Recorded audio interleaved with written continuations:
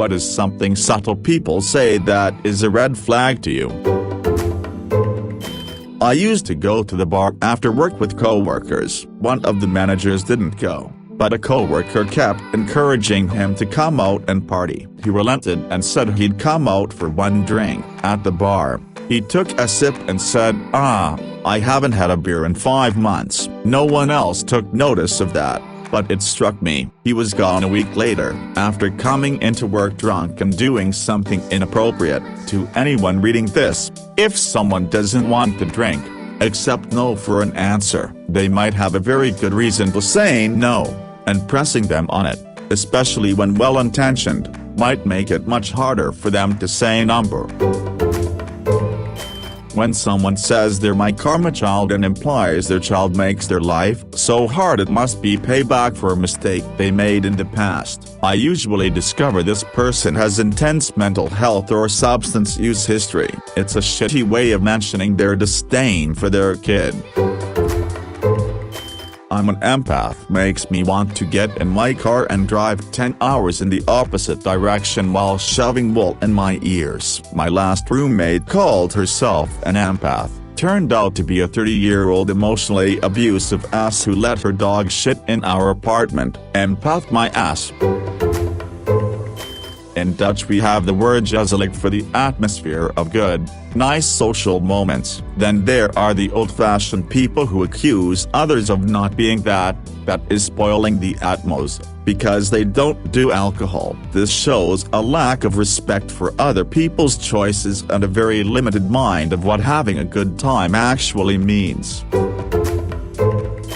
That's just who I am. I'm not changing for anyone. Don't do anything for or not for people. You stunt your growth because you don't want to open your mind out of spite or resentment. You choosing to not change is letting them control you too. Be who you are, but understand naturally who you are should always be changing. Some people let their beliefs or pride keep them from growing into the next chapter of their life. I won't apologize unless they apologize first, or I'm sorry but you did things I didn't like too. That's not how apologies work. It tells me they shift the blame to others or that the problem can never be just them. It has to be someone else too. Using absolutes with someone they barely know. That's the best thing I have ever heard. I never do that. You're the funniest person ever. Insert awkward fake laugh. I met a guy like that and had a bad vibe from moment one. He ended up touching me against my will and being a massive asshole to all of his exes. When I tried to talk to my crying friend at a party while he was with her, he screamed at me like I killed his puppy. Everyone looked over in confusion. All I said was hi, and he immediately broke into a fake laugh like I'm just kidding. I hope his current GF is treated better. I'll never work with him again if I can help it. 15. I'm a sapiosexual. I've met very few people who are just plain stupid. Everyone is smart in different areas. So to me this just says my initial judgment of someone's intelligence is the one true measure of intelligence, and usually means they will talk down to you until you can prove yourself suitably intelligent in an area they deem reputable, a marker that someone is close-minded, arrogant, and unlikely to take on any new information that doesn't align with their existing views. To me that's far less attractive than someone with dyslexia who misspells simple words when texting. Oh, you were deployed for 13 months? I could never do that. I just love my kids too much. You stay at home with kids? I could never do that. I have to have some brain stimulation. I would go crazy if I had nothing to do. I have about 97 of these off the top of my head. Man, when they say something like you let me do anything or you allow anything or am I not allowed to do everything by you, it's a serious red flag and means they're users who will dump you from the moment you start mentioning your desires. They're usually emotionally unavailable and only care about their own needs. It happens mostly with older men with baggage who have not 1 ounce of energy left for a woman and just want sex and be left alone. This is why I don't give men sex anymore in the first months no matter what they tell me. Pet training tips. Biggest one is with puppies. Soon as someone says to rub their nose in it, I wonder what other non-noticeable abuse they're doing to their dog or cat. Another one is, they always somehow shift the blame to someone else, or they will always talk negatively about someone when they are the victim in all of their stories. I had a colleague who didn't really have any friends outside of work. All of her stories were about how each of her friends had stabbed her in the back at one time or another. She went traveling to Australia with 6 girls and left early because they didn't want to do the things she wanted. It was glaringly obvious that she was the issue, but still tried to play the sweet victim. There is another girl from my high school who has gained quite a few followers on social media through sharing her stories of being bullied in school for being bald. No one can remember that ever happening. She was quite popular but had lost touch with her group, as you do when you move away for college. Also, she was never bald. Red flags when people enjoy pity. When men refer to women as bitches casually in conversation, like yeah and then I called the Uber and the bitch took me to Walgreens, or that blonde bitch, or she's the bitch that works at the Wendy's. I also don't like people who curse a lot and they don't know me or we're in a professional setting. I curse a lot, all the fucking time, but there's a time and a place. When they use their seniority in a certain situation, whether they have one more degree than you or they have lived in a certain place, existed in general longer, and use that to voice an extremely bigoted opinion and bristle at any pushback. I try to use this example but it makes them matter. Being older than the mayor and living in that town for longer does not mean the mayor defers to you.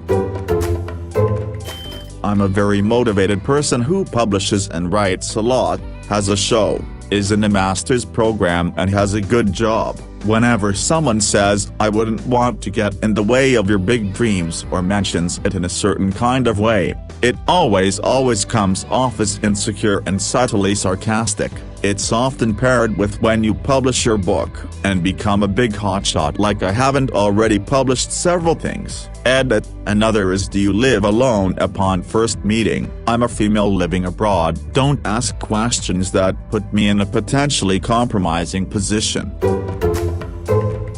Magical thinking is a red flag for me. While I do believe that people are entitled to their own opinions, I simply can't sit through someone talking at length about Reiki, or energy healing, or insert new age practice here. I'm a person who likes evidence.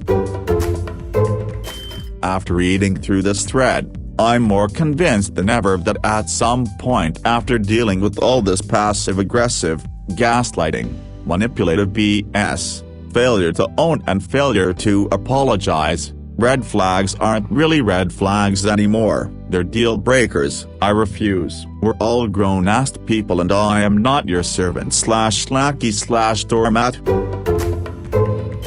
Beginning red flag in dating. People tell me I look young from my age, 40-year-old that looks and acts 10 years younger. So, how old do you think I am? How old do I look? Run. That dude is in midlife crisis mode, possibly, is a narcissist, and will suck the self-worth right out of you. I'm wary of people who are quick to make you family. Like, I've known you for all of a month, I've seen you 4 times, I'm not your bro. There's 2 people who I'm comfortable calling family because of circumstances rather than by blood. One I've known since I was 2 and we've been decent friends for most of that time. The other was someone who was quick to make me family, but it turned out okay in the end. He's one of about 10 people who have tried to call me bro on the regular, and he's the only guy who I didn't end up regretting forming that kind of friendship with. It's not that they're inherently going to be bad people, it's that usually they come from a messed up family, and so by making you family they're also trying to establish the possibility of you fulfilling a portion of said messed up family. So when I end up not fitting the mold of that messed up family, they have 2 options. either get mad at me for not playing the role they made for me or recognize that I'm not a broken person, and I'm not going to become one for them, and there's something better than what they had growing up. Neither are easy things to deal with as a person, and the one guy to take that last stance decided to do so because he was trying to be a better father to his children. I could respect that to no small end, which is why despite some bad circumstances and some actual shouting matches, I'm still quite loyal to him, and I'm doing what I can to help him be a better father. As a husband and now a father, it's harder for me to be okay and associate with these kinds of people more and more. Again, not because they're particularly bad people, but because I won't allow my family to become broken because of somebody else's malfunction. My parents were always trying to bring in broken, hurting people to help them, which was a noble and righteous action and desire, and tried their best to make sure none of that transferred to us kids, which was a righteous action in and of itself. But it took them a long time to learn that not everyone can be helped safely. When the person repeatedly notices and points out one specific, undesirable trait in others, it's likely to be projection. For example, the most arrogant person I know is constantly accusing others of being arrogant. Maybe this is the wrong platform to say it, but the whole using autism as a slam thing, the first time I ran into it, my brother was talking about some autistic art he saw online. I was like, "Word diagnosis, can I see?" And it was literally just kids drawing their ox, like literal 12-year-olds, at people who call random people /things themselves autistic as a joke. Did you never make anything when you were 12? Doodle? Write some story? Has nothing from that time in your life survived? Or did you just never attempt it in the first place? I've got that story I wrote in high school about the Messiah snake and the mutated possums it raised. That keeps me humble. Am I supposed to apologize for setting boundaries? Invariably said because you reminded them that they specifically asked you to do the thing they're now mad you did. Will lose their shit at the reply. No, but I'm not going to apologize for respecting them. When people talk shit on their spouses, like even in the most subtle way, it's still not appropriate small talk. If it's my best friend and she's telling me about a hardship or a fight, different. But when I'm meeting you for the first time, I shouldn't be able to pick up that you dislike your spouse. So, I wish I was so naturally talented at insert skill as you are. No bruh, I didn't magically pick up a guitar one day and start jamming out. I sounded awful for a good long while, and saying I'm good because of my perceived natural ability negates the 1,000s of hours of actual practice I've put in. My only natural ability I consider myself to have is the willingness to try new hobbies and fail repeatedly until I feel I'm skilled enough to call myself decent. After my recent breakup, I'm not trying to be an asshole here. Seems like a red flag. It was always something scientifically inaccurate that hurt my feelings. Doubting my gender, doubting my mental health issues, doubting the one thing I have known for a decade because I'm making a lot of assumptions lately. Doubt. I'm not trying to be an asshole here, except you're invalidating me constantly because I don't fit your existing worldview. You're listening to other people who have never fucking met me instead of my words. I'm not trying to be an asshole here, and you're saying that I should listen to any therapist at all because their education trumps my experience in being me. I'm not trying to be an asshole here. Then stop fucking being one. I have a boss that uses weird phrases and it's just creepy. For example, a CO worker and I talked to each other about switching shifts and something got lost in the confusion. She then fussed at us about talking about it without her present by using the phrase, "You guys talked about this offline." Like, what? Not talked about this without me, or talked about this off the clock, but offline? She has other phrases like this too, but I can't think of any. ATM, no one likes her as a manager. People who talk to me, 21, as if I was a child. I've had this happen at school and work. It seems like they think less of me because I'm kind of quiet. I'm not necessarily shy. I'm not afraid of people. This is just who I am. I'm also not less intelligent than you just because I'm quieter than you. Anyways, I prefer not to talk to these kinds of people. People like this are emo, simple-minded and narcissistic. Anyone who tries to convince you that you can trust them, come on man, you can trust me. I'd never do that to you. People who are actually trustworthy don't need to convince anyone of anything, and they also know that real trust isn't freely given to people you barely know and are not offended when they are not given it. If this is one, but when people say things like I can say and do whatever I want, it's a free country. Ever hear of freedom of speech? In order to justify shitty things they say or do, like sure, you have the right to speak your mind, but people also have the right to judge you for what you say.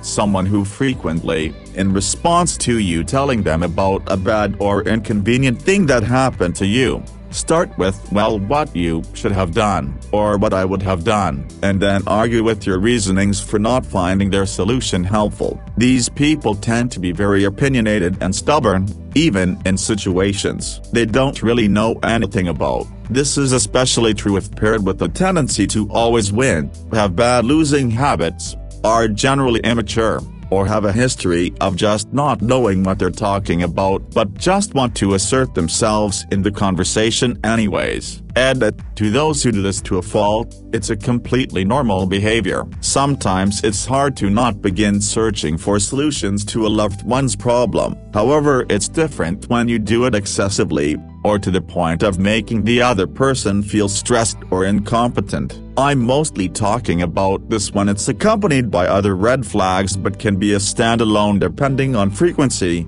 social context.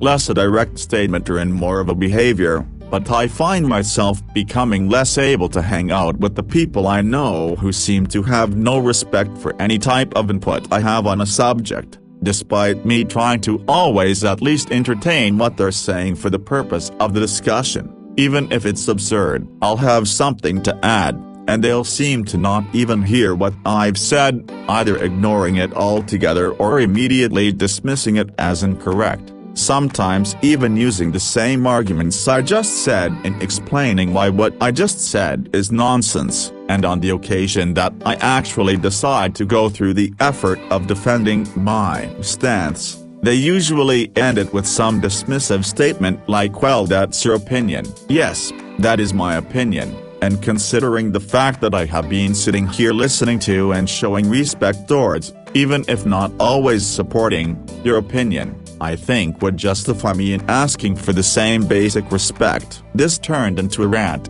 and I'm sorry about that. To put it shortly, I guess I'd say when a person seems to have a lot of difficulty with you disagreeing with them, and never seems to even pretend they are giving your position any real thought beyond no, you're wrong because, then I'd say they aren't your friend, and you should consider no longer trying to be theirs. When they disagree with someone, they default to attacking the person's character instead of their actions. We all do this from time to time, but with some people it's every time. The guy who messed up their order is an idiot, their boss is an evil sociopath, the person on Facebook who expressed a political view that opposes theirs is a degenerate. That new internet work is hopeless. In the end, the final result is that anyone they disagree with for any reason is either an inherently bad person who doesn't really merit listening to. When I started my new job, the bubbliest girl who was loved by most of the staff and was also a HR manager would act like this when me and her were totally alone. She would whisper ever so softly to herself but to me, "You get no thanks around here." No one cares. You just wait and watch the knives stabbing when you least expect it. This is something she did on my first day. I said to her, everyone seems lovely and accepting, and she said, well, wait until you get to know them. This was a HR manager. Edit. I've just realized this isn't very subtle. Also, edit. Seems like a lot of people see this girl's actions as good. I don't. This was my first day, and I really believe if people start talking about others, they're setting the tone for you to perceive the person they are gossiping about. It made me nervous. Your first day is bad enough. I was there for 7 months and not one person showed any signs of being a backstabber. Not one. Nothing even remotely shady.